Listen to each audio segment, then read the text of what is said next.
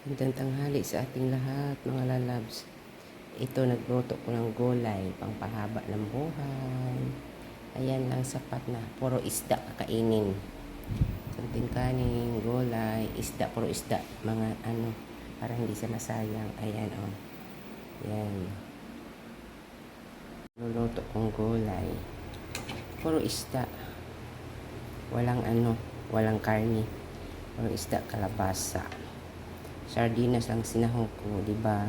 Mas maganda ang gulay, lalo na kalabasa. Oh, yummy, yummy. Kainan lang, agahan, tanghalian. Sa gabi, kape is life, coffee is life, or gatas. Isda.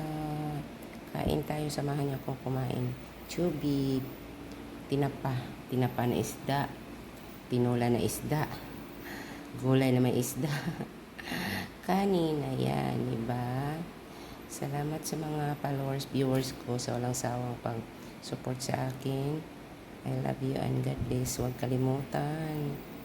Palaging mag-ingat at magdasal at kumain. Thank you. I love you all.